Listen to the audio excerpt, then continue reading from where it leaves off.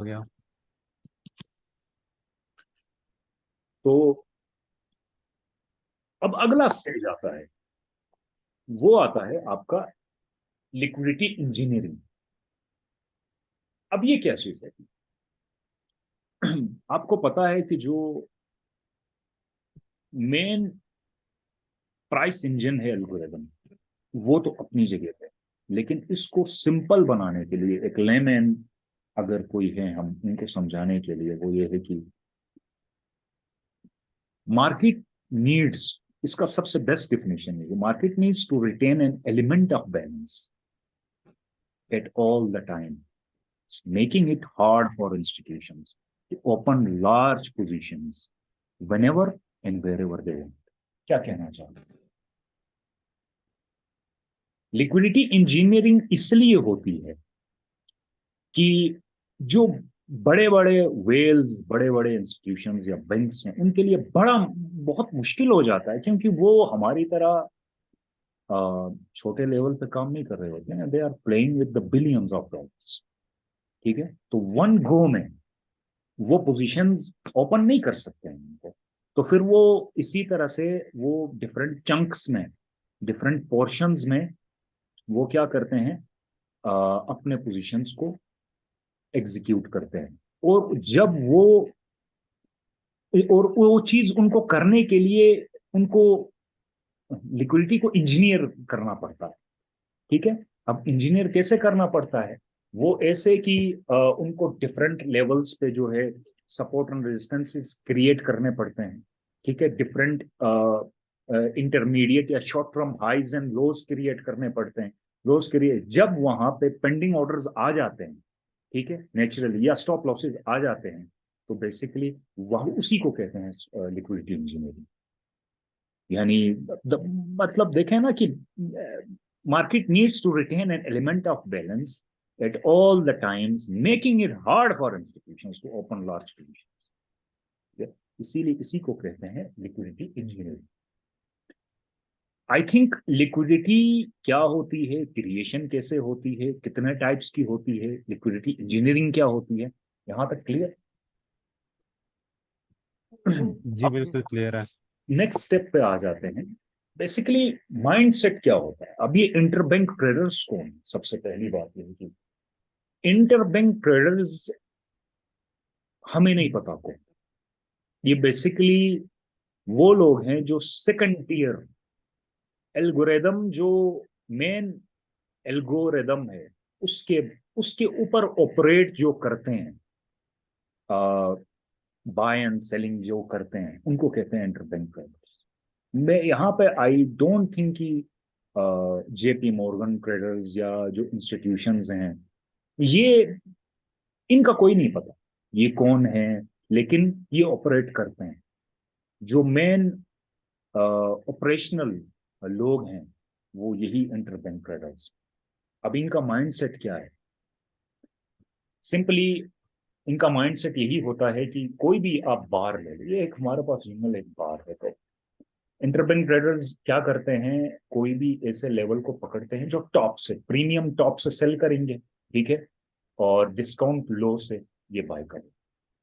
और जो भी, ये समझाने के लिए है आप लोगों को कि जो भी बीच वाले एक्सपेंशन वाला एरिया होगा, वहां पे भी एक्टिविटी होती है, लेकिन वहां पे short term trades, day trades, scalps, जो पोजिशनल एक्टिविटी होती है, वो बेसिकली इन स्विंग्स पे होती है। और इसको कंसीडर करो इन लेवल्स को कि कोई भी ओल्ड स्विंग लो या ओल्ड स्विंग हाई कंसीडर करो, तो बेसिकली वो अपने पोजीशन को यहाँ पे डिस्ट्रीब्यूट करते हैं। ठीक है, या वो अब यहाँ पे एकोमुलेट करते हैं पोजीशंस जो हैं। ठीक है, या यहाँ पे सेल साइड के लिए एकोमुलेट करते हैं, यहाँ पे बाइंग में जाने के लिए। अब ये किन के साथ काउंटर पार्टी कौन होते हैं इनके? सिंपल काउंटर पार्टी जो है, छोटे छोटे इंस्टीट्यूशन, रिटेल, ठीक है, जो एक्सचेंज करते हैं, और counter party as a counter party को यूज करते हैं हर रिटेल को या कोई भी छोटे इंस्टीट्यूशंस को। क्योंकि उन्होंने जो है एक जाहिर सी बात है, 10 पिप या 20 पिप की मूवमेंट को फोकस नहीं करना होता है। वो लॉन्ग टर्म जो है लॉन्ग टर्म पे वो जो है ना वो अपना काम कर लेते हैं लॉन्ग टर्म बेस पे। तो ठीक हो गया। नेक्स्ट जी पॉइंट पे सर। हम आ जाते हैं कि अगर हम जो भी डिस्कस हमने अब तक किया है यहाँ पे, एक इसमें ये है कि आप ये देखोगे कि बेसिकली मार्केट में जो स्ट्रक्चर लिक्विडिटी होती है या शॉर्ट टर्म लिक्विडिटी पूल्स होते हैं, बाई साइड के हों या सेल साइड के हों, वो बेसिकली कैसे क्रिएट होते हैं, ये स्लाइड हमें वो बताते हैं। तो सपोज आप ये देखें कि ये जो ऑरेंज डॉट्स हैं, ये बेसिकली लॉन्ग टर्म जो है वो स्विंग हाइज हैं। जो ग्रीन डॉट्स हैं वो शॉर्ट टर्म स्विंग हाइज हैं। और जो मैग्नेट टाइप का बना हुआ है, ये basically short term and intermediate term ये लॉज हैं। ये बेसिकली ये इंस्टीट्यूशनल लेवल पे लिक्विडिटी इंजीनियरिंग जब होती है तो वो अपने पीछे जो फुटप्रिंट छोड़ता है वो बेसिकली वो स्ट्रक्चर को शेप दे देता है। इस तरह से स्ट्रक्चर शेप जो बनती है वो बेसिकली वो एक फुटप्रिंट। ठीक है। तो हम अगर इसको थोड़ा सा डिस्कस करें इस जो है मॉडल को, ठीक है, कि अब एक ऑलरेडी एक लॉन्ग टर्म हाई बन गया। हाई बनने के बाद लो बन गया तो जाहिर सी बात है इसके नीचे जितने भी ऑर्डर्स थे इस पॉइंट के नीचे, तो वो आप कंसीडर कर सकते हो ये वाला लेवल। ठीक है। तो इंटरबैंक जो लेवल पे जो बाइंग होती है वो इस लेवल पे होगी। उसके बाद एक जो है इम्पल्सिव डिस्प्लेसमेंट आ जाएगा। उसके बाद वापस जाहिर सी बात है उसमें फिर क्रिएशन ऑफ लिक्विडिटी में हमने पढ़ा था कि इम्बैलेंस क्रिएट होता है मार्केट प्राइस जो है। उसके बाद एक नया डेस्टिनेशन की तरफ जाता है हायर हाई। जब नया डेस्टिनेशन की तरफ जाता है तो ऑब्वियसली ये स्विंग पॉइंट जो है अब जाहिर सी बात है कंज्यूम हो गया। ठीक है। कंज्यूम होने के बाद वापस जब ये पुल बैक दे देता है तो यहाँ पे जो है एक पूल क्रिएट कर लिया, शॉर्टर टर्म पूल जो है। ठीक है। अब जो ब्रेकआउट ट्रेडर्स हैं नीचे वेट करेंगे कि यहाँ से नीचे आने के लिए वो फिर उसके बाद इस स्विंग जो शॉर्ट टर्म स्विंग हाई है इसके ऊपर भी जो है वो ब्रेकआउट बाई साइड के ब्रेकआउट ट्रेडर्स वो इस रैली को देखते हुए वो यहाँ पे ऑर्डर्स लगाएंगे। तो ऑर्डर्स उसके बाद क्या होगा कि ये लेग जो है सारा का सारा as a counter party use करेगा। यूज करने के बाद वापस आएगा, वापस लेग डिस्प्लेसमेंट। इसके नीचे जो ब्रेकआउट ट्रेडर्स हैं या बाई के स्टॉप लॉसेज हैं उनको एब्जॉर्व कर लिया। एब्जॉर्व करने के बाद ठीक है लॉन्ग टर्म इनका डेस्टिनेशन ऊपर हो सकता है, लेकिन शॉर्ट टर्म में ये प्लेइंग फील्ड कैसे क्रिएट करते हैं वो आप लोगों ने देखा। तो शॉर्ट टर्म में प्लेइंग फील्ड अब देखें, ये पुल बैक दे दिया। अब पुल बैक के बाद जाहिर सी बात है ये हमने जो पढ़ा था कि ये ब्रेकर क्रिएट हो गया है, तो ये ब्रेकर ब्रेकर को जो है कंज्यूम करके फिर नए लेवल पे आएंगे। नए लेवल पे आने के बाद इस लो से ये इक्वल लोज बना के फिर नए जो है क्या करते हैं तो डेस्टिनेशन पे पहुंच जाते हैं एक नए लेवल पे। ठीक है। तो फिर अगर आप कंसिडर करो ये मॉडल जो है ये डायग्राम जो है, अगर आप वीकली चार्ट पे आप कंसिडर करो तो एग्जैक्टली ऐसी ही प्ले होता है। ठीक है। क्योंकि बड़े लेवल पे बड़े बड़े हेज फंड्स या बड़े बड़े इंस्टीट्यूशंस जो हैं वो बेसिकली जैसे मैंने बताया कि वो लॉन्ग टर्म जो है ना लॉन्ग टर्म प्लेइंग फील्ड को बनाते हुए वो अपनी अपनी पोजीशंस को हेज करते हैं, क्लोज करते हैं, हेज करते हैं, स्टॉप लॉसेस यूज नहीं करते वो लोग। तो लिक्विडिटी इंजीनियरिंग बेसिकली इक्वल हाइस, अब ये इन्होंने जो है एग्जैक्टली इक्वल लोड्स यहाँ पे जो है दो स्विंग पॉइंट्स को जो है ना इक्वल छोड़ के जो है ना प्राइस को जो है ना मतलब यहाँ से जो है वो हायर प्राइसेस जब ये स्विंग पॉइंट यहाँ पे आया तो अब यहाँ पे बेसिकली साइकोलॉजिकली जो ह्यूमंस हम रिटेल्स हैं उनको लगता है कि ये कोई सपोर्ट है। ठीक है। सपोर्ट होने की वजह से हमारे स्टॉप लॉसेस यहाँ पे होते हैं। अब इसी में ही ये समझाने के लिए कि एक इम्बैलेंस होगा और ये कोई ऑर्डर ब्लॉक होगा जो ओरिजिन होगा, मेन ओरिजिन। और फ्यूचर में अब ये बेशक थर्ड वीक, ये मैंने एग्जांपल के तौर पे आप लोगों को समझाने के लिए ये लिखा है कि first week, second week, third week, fourth week, इसी तरह से। तो अब ये कंज्यूम कब हुआ है, अब देखें, ये फर्स्ट वीक या सेकंड वीक में होके फिफ्थ वीक में ये बेसिकली ये स्विंग, ये स्विंग, ये स्विंग कंज्यूम हो चुका है। ठीक है। अब इनसाइड प्लेइंग फील्ड में ये जितने भी मैग्नेट्स हैं, ये बेसिकली लिक्विडिटी पूल्स हैं, ये बाई साइड लिक्विडिटी पूल्स और सेल साइड लिक्विडिटी। करेक्ट हो गया? यहां तक क्लियर है? जी सर। जी जी, बिल्कुल क्लियर है। चलो, तो ये बेसिकली लिक्विडिटी पूल्स। अब लिक्विडिटी पूल्स कैसे जनरेट होते हैं? ठीक है। ये इक्वल लोज या इक्वल हाइज क्यों छोड़ते हैं? ठीक है, क्योंकि बाद में जो है उनके ऊपर रेड करने के लिए, ठीक है, उनके ऊपर जो है अब हायर टाइम फ्रेम पे भी, मतलब लॉन्ग टर्म के लिए भी इक्वल हाइज छोड़े जाते हैं, ताकि वो नीचे अगर उनका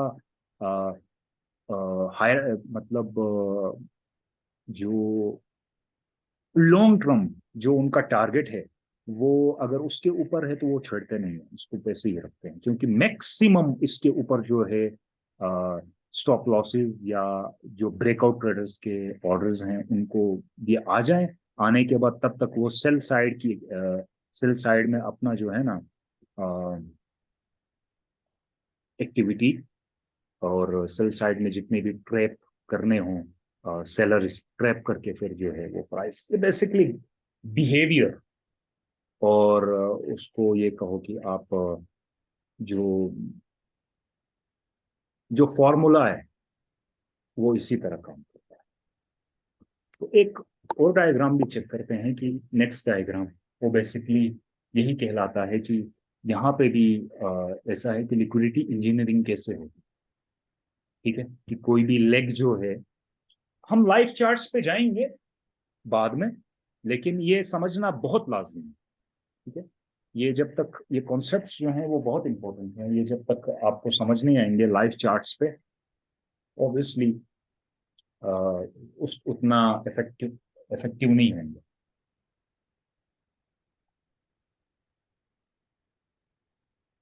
तो इसमें भी यही है कि मार्केट लिक्विडिटी इंजीनियरिंग में, market always seeks liquidity, if you can't find liquidity you will be the liquidity.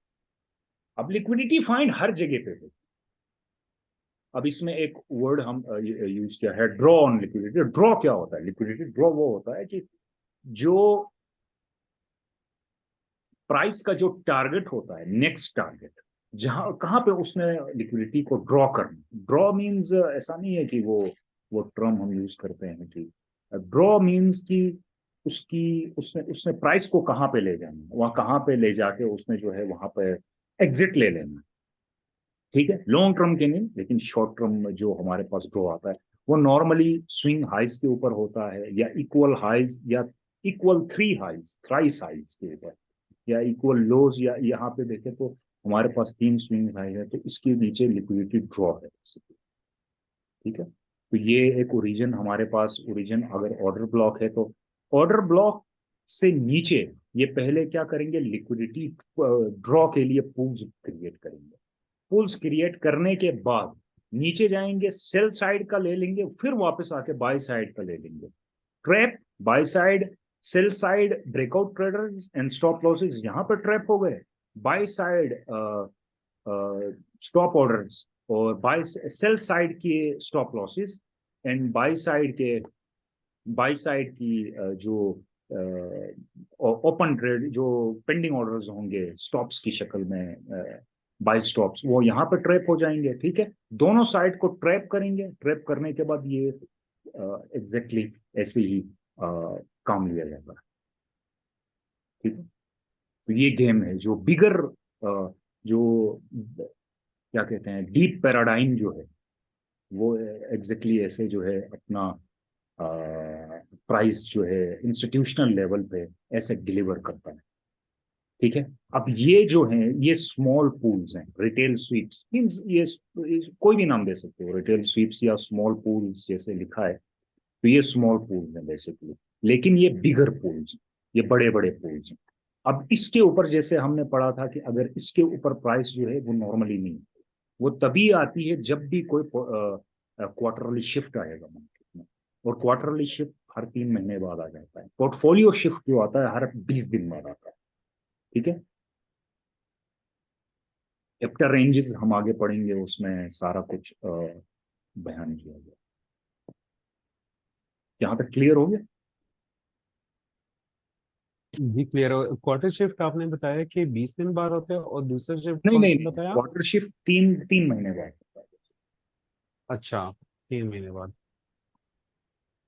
जो और पोर्टफोलियो दूसरा शिफ्ट सर? होता है 20 दिन बाद, 20 दिन या 30 दिन। ठीक। ठीक है, एक चेंज आ जाता है मार्केट में, एक इंटरमीडिएट चेंज आ जाता है। कोई सवाल है? नहीं, बस मैंने ये पूछना था, वो मैंने सुना सही तरह नहीं। अच्छा चलें, यहाँ पे हम फिलहाल